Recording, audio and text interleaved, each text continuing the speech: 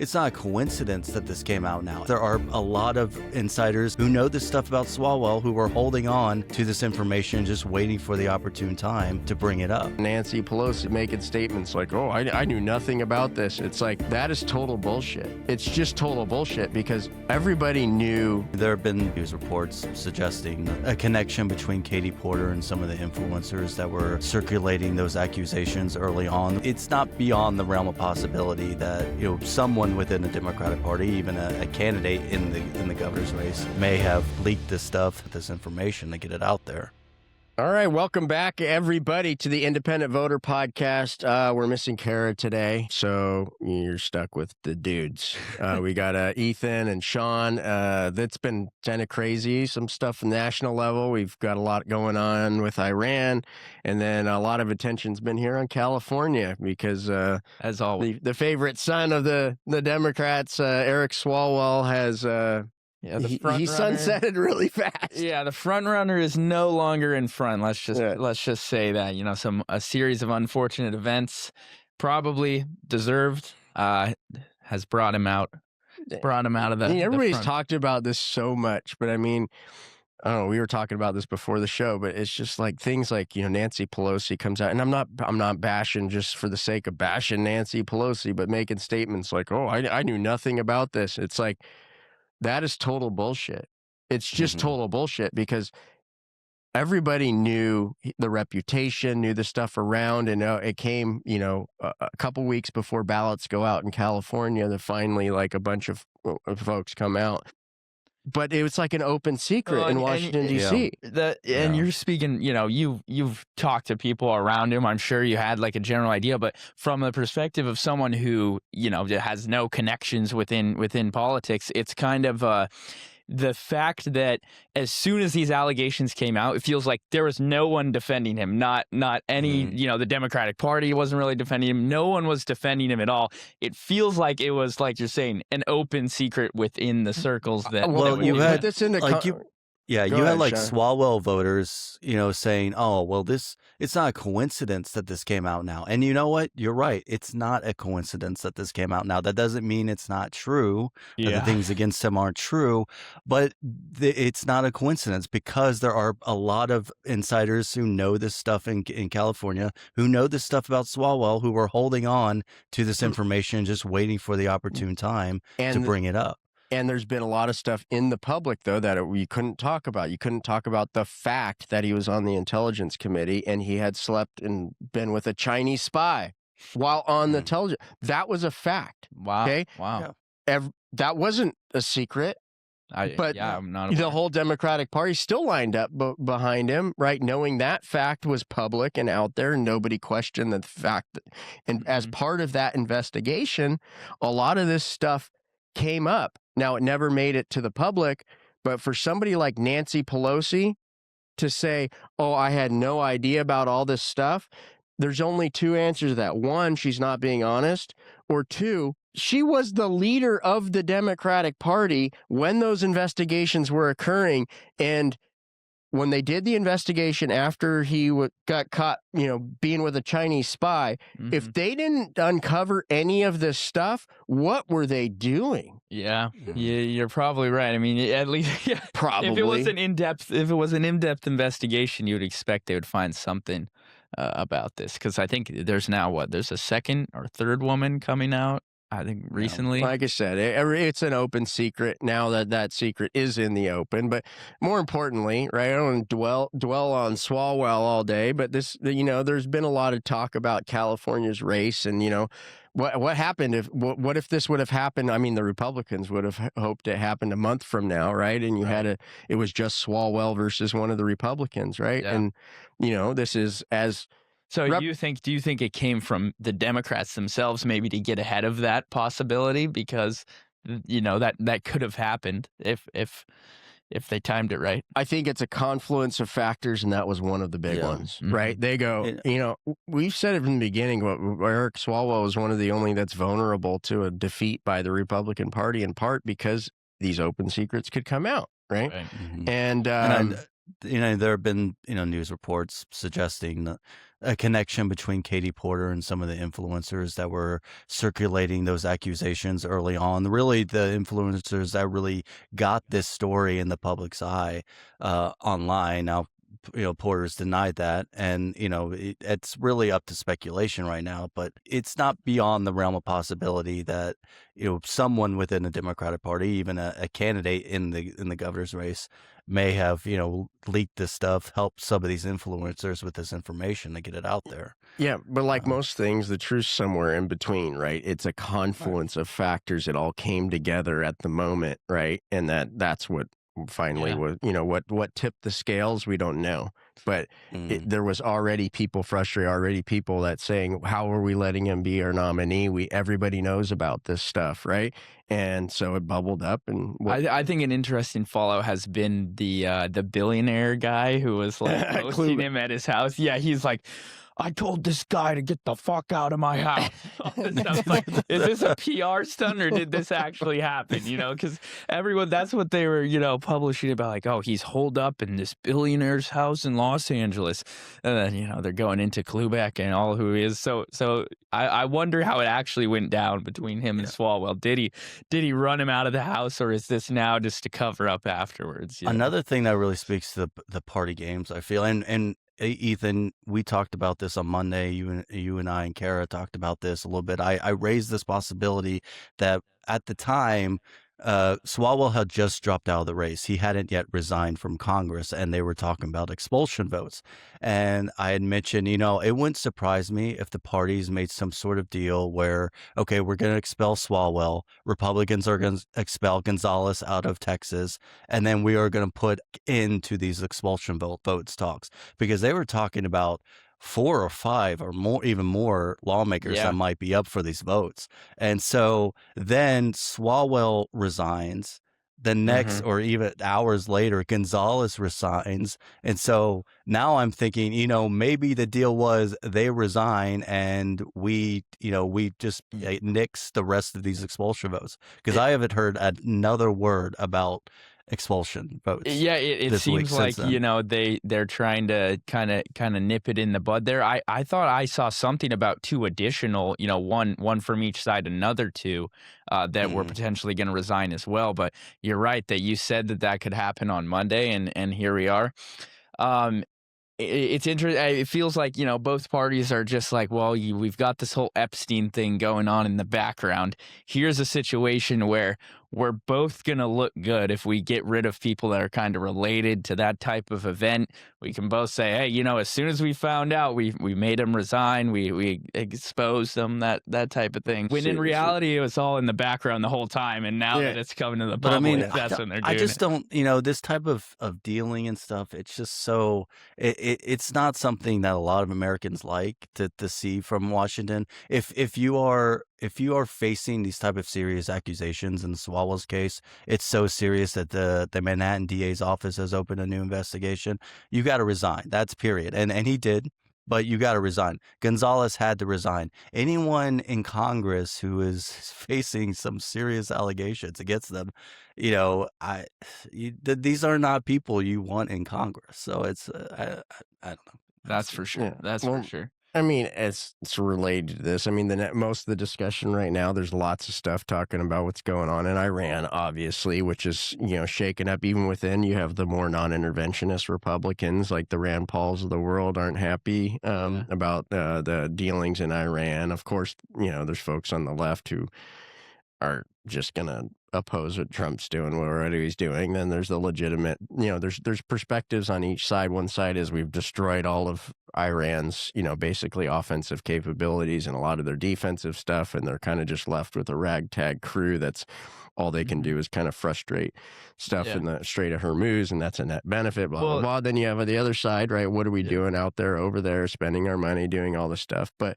what they're not talking about is Trump's attack right here at home in a big oil state of Alaska, right? That's kind of gone under the national radar, but he was very vocal in public about how Alaska has this, dishonest and unfair process in I want to address that because of ranked choice voting. Of ranked choice voting, right? the top 4 in ranked choice voting, right? And I want to address this. I want to be clear. Okay, I play devil's advocate a lot, and I don't bash on Trump for the sake of bashing Trump. In fact, I think there's a lot of things that he uniquely did. I'm also, like Riley Gaines, I thought had a very, whatever you think about her statement the other day was great. She got a lot of flack because she said, I don't think Trump should be talking like ending civilizations and stuff like that. I think he should have some more humility. I'm still a supporter, and she got attacked for it. I mean, I'm not as big supporter like Riley Gaines, but I think in the same vein as like,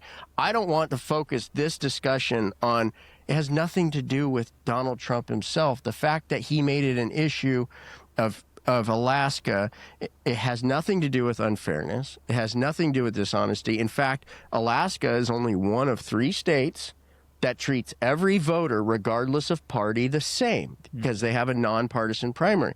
What he doesn't like is that even though a Republican gets elected in Alaska, right, even though it's a Republican, Trump is upset because it's not his Republican, right?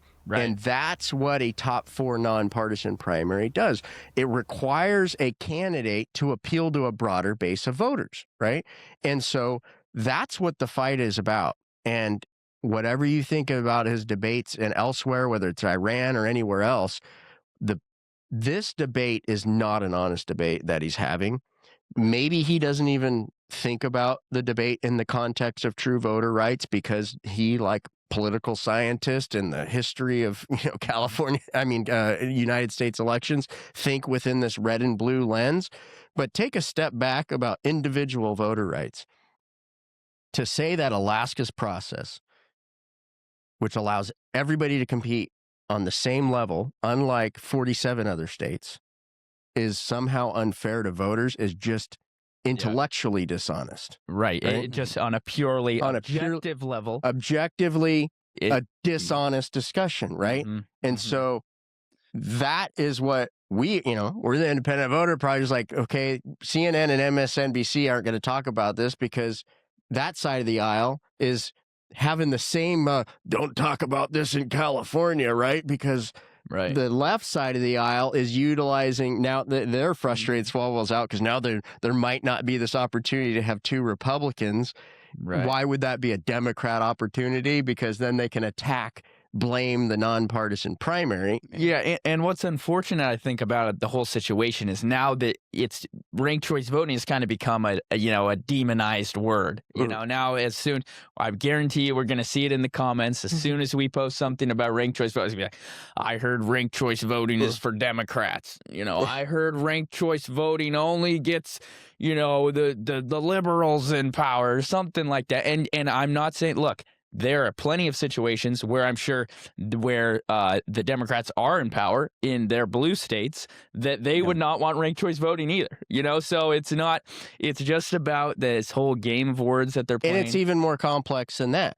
Right? Ranked choice voting can be done in a lot of different ways. You can't say, oh, what they did in Alaska is the same thing they did in New York. Yes, but if you listen to the talking heads on Fox or CNN, they're gonna suggest, oh, they have ranked choice in Alaska just like they have it in New York. Well, New York has it in a closed primary, and they intentionally don't have it in the general election. Why? Because the Democrats made a deal with the reformers and said, okay, we'll have some competition among ourselves, but we're not going to introduce competition with anybody outside of our party. I see. Yeah, the party in power tends to have an issue with systemic reforms wherever they are. It doesn't matter if it's Republicans in Alaska or Democrats in New York, but they're okay with it when their own members get to use it. As long as if it's reserved for their members, they're fine. A case out of Michigan where the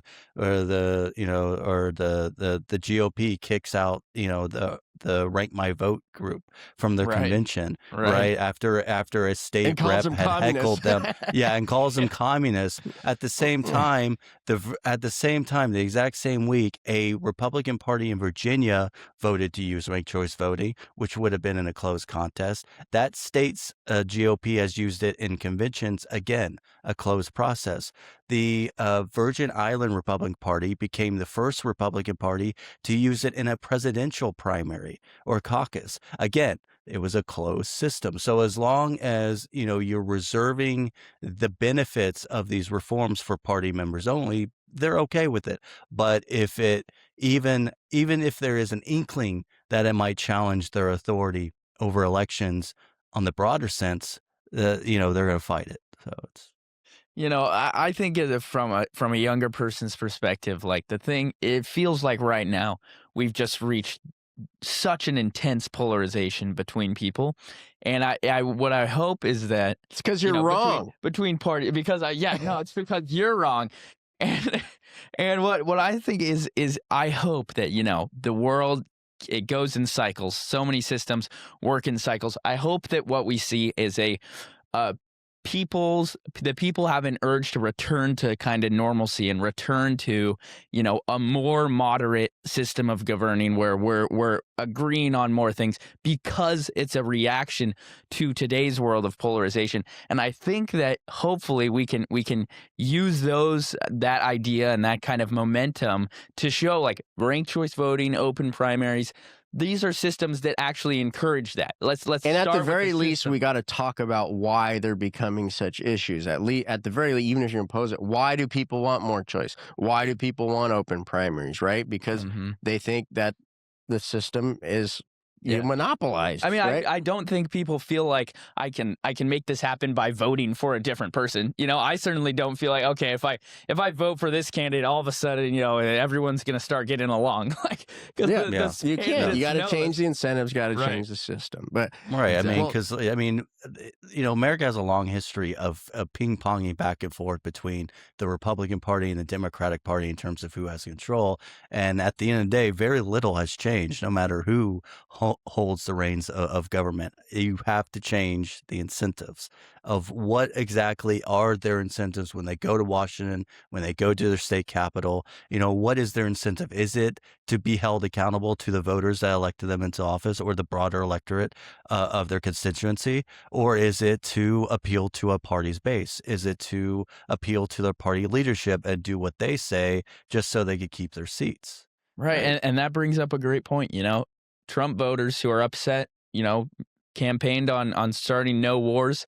Now here we are in Iran, is looking at invading Cuba. Like, these are the type of things that keep the politicians accountable to us as a constituency, So that's such an important thing to bring up, Shawn, is like, regardless of which politicians you do support, you should want them to have to, maintain their campaign promises and maintain what they told you that they would do. Trump would argue he's been consistent about Iran his whole life, and he's always said they can't have a nuclear weapons. And the fact is, I don't know the intelligence where that, Rand Paul would say they weren't an imminent threat. Others would say that there are, right? We also were told there was weapons of mass destruction in Iraq. So who knows who to believe? But I think more excitingly, now with Swalwell out of the California race, everybody's like, well, he was in the lead. What's going on? And we're out in the field again, right? That's true. Yeah, we are.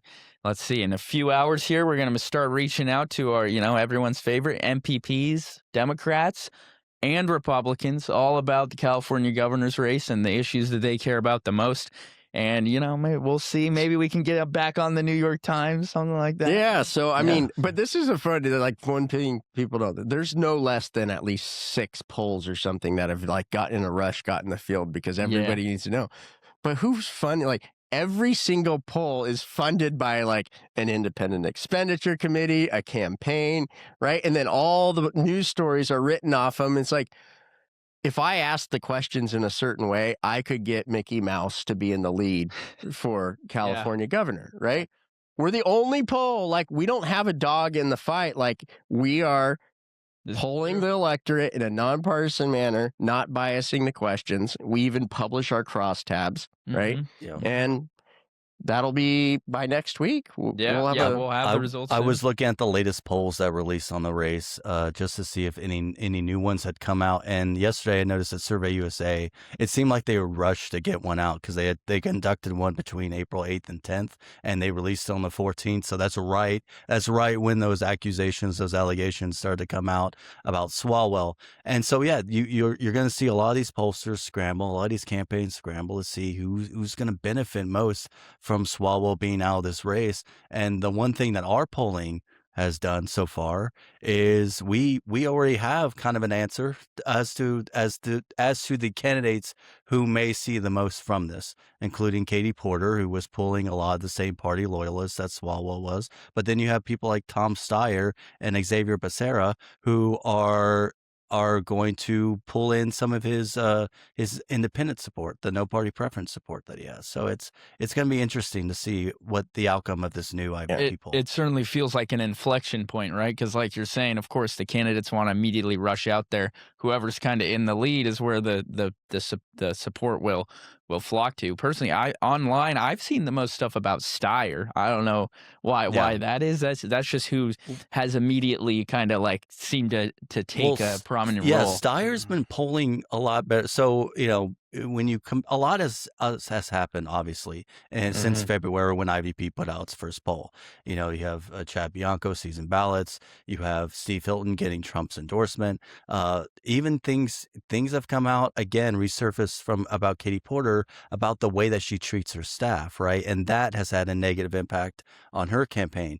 Meanwhile, Steyer has been kind of gaining support in the polls.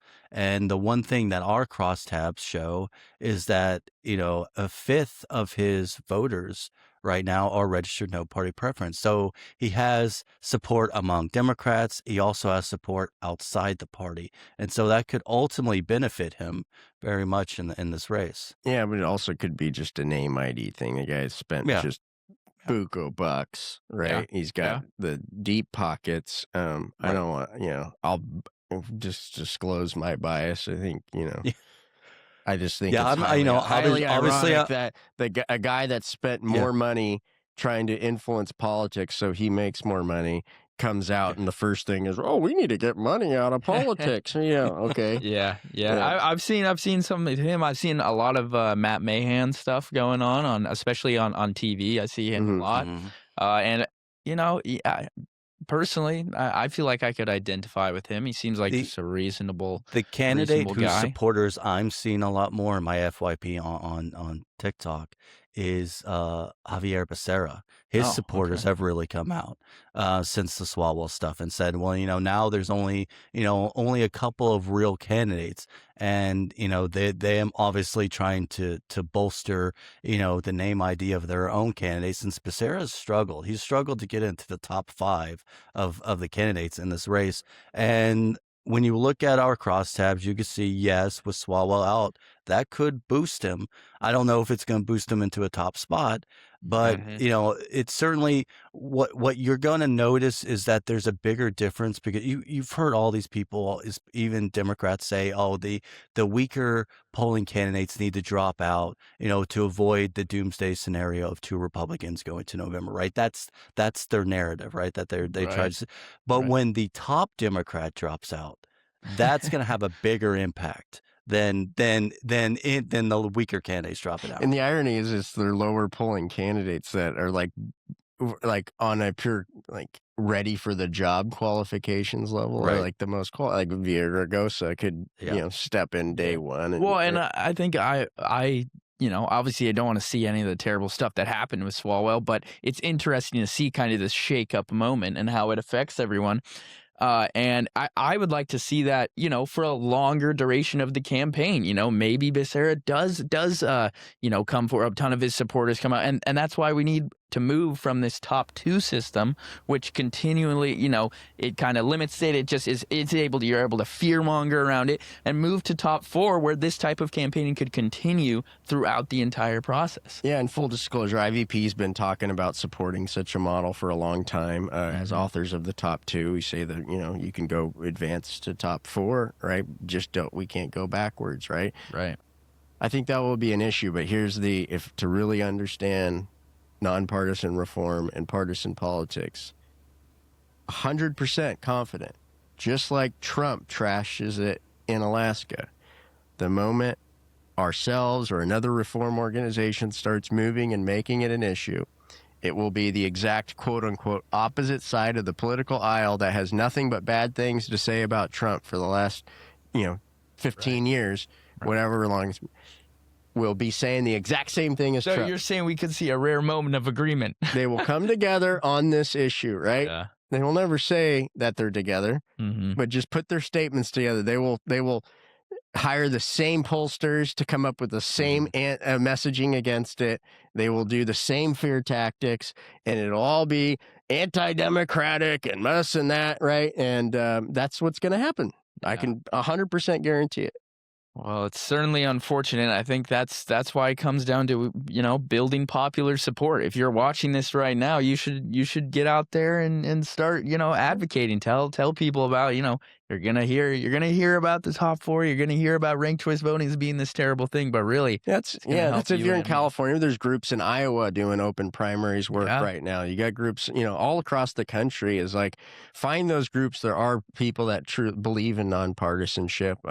We always say independence is a lowercase I. They're in the Republican Party. They're in the Democratic Party. They're in between. The difficult part is staying together and not letting the, hair on fire, this side, that side debate pull you apart, right? And stay focused. Like, this is a long-term, this is whoever's elected today or tomorrow, whatever, doesn't change the long-term of the institutional systemic change that you have to make, right? So keep your eye on the ball. I know we've done a lot of talking about California, and this stuff is like, let's get through some quick hits and wrap it up. Like, you got to have some, Shawn, you got to have a quick hit that doesn't have to do with California.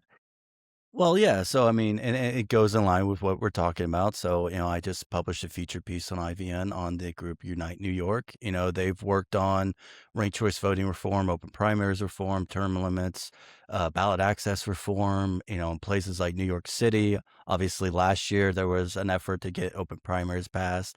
Again, seeing the joint effort by the major parties to squash that before it could ever go to November. And there you have, 1 in 5 voters in New York City are registered independent of a political party, and then they can't vote in the partisan primary system. But right now, they're focused on in Buffalo, where the revision commission there is going to consider a resolution for open primaries and ranked choice voting and ballot access reform. I don't, it's crazy. I learned this through my interview with Anthony Thomas, who's the executive director for that group, who said that in New York, or the group had said in New York, it is not uncommon for particularly like state lawmakers who are not seeking re-election, they're going to resign or whatever. What they do is they wait until after the filing deadline for the primary to announce that they're not going to run again. They're not going to run for re-election. That allows their local party committee to then fill that party vacancy in the general election, so they could skip the primary altogether. Wow. This happens a lot apparently in New York, and the reason why they're focused on Buffalo is because this just happened in Buffalo, where the state assembly majority leader decided that she was not going to run for re-election, and then she basically handpicked a city council leader in Buffalo to basically take her spot. So that's something that I would never think about. You guys are always talking about they turn it in favor of the party, but that's somewhere I think everyone can see that that's ridiculous, right? I mean, the whole point it happens, and it happens everywhere. Both parties do it, right? That's the same with the gerrymandering. So both parties do it, right? And it's not. It's a systemic thing. It's not that majority leader. It's not this majority leader. It's not. It's not Trump. It's not Nancy Pelosi. It's all of them. And it's because the system was set up that way. So what's your quick hit, Ethan? I've been ruminating on it. It kind of takes some time to come up with this kind of thing. Did you see the what happened with the DoorDash grandma at the White House? I think that's such an interesting situation, because you can tell, like, Trump wanted to come off as like this everyman, he's helping everyone out. And then he starts, this is the problem, I think, with what recently, I feel like he's just been on a tear recently of just turning things into something that they didn't need to be. Like, this could have actually been a good moment between this DoorDash woman. She's an old lady. I think she was like working to help pay for like the treatment of someone's disease or something.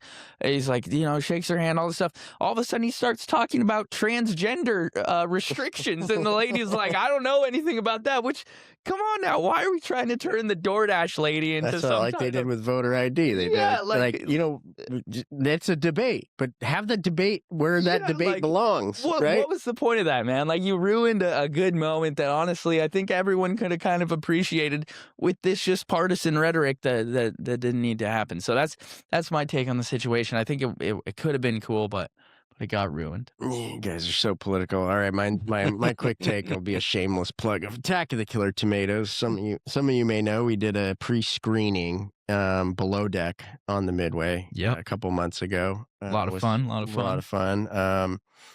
Now the movie is finished up. We're getting ready for release, and we're ready to announce we're going to have a pre-release party on the deck of the Midway. Oh, wow. On the Saturday of Comic-Con, right? So we'll Killer Tomatoes, the first party, and then it'll open up. It'll be in some theaters either that weekend or shortly thereafter. It will be a Killer Tomatoes party on the deck of the Midway, Saturday of Comic-Con. I think it's July 25th. Oh, that should draw a lot of people if it's around Comic-Con. Yeah. Yeah, I mean, I was going to say, like, you're making, I'm sure history has been made on the deck of the Midway before, and now you're just, another historic event, right? Killer Tomatoes, watch party. That sounds awesome. So that's my news. That's my quick hit. I know we're wrapping it up today. Thanks everybody for listening in. Hopefully you're enjoying the different perspectives, even though we lost Kara for today. But if you haven't subscribed already and you're watching on YouTube, subscribe. If you're listening on Spotify, what do they call it? Follow or whatever.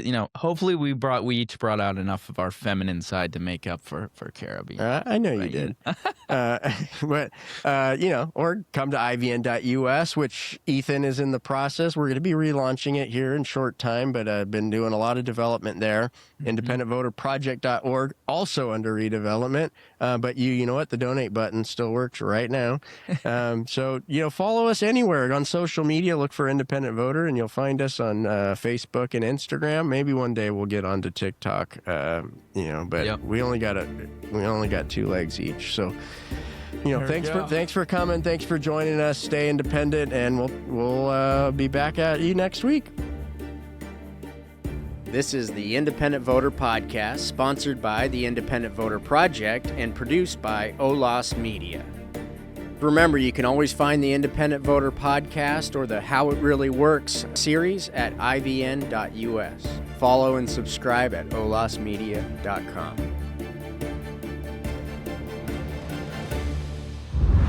OLAS Media.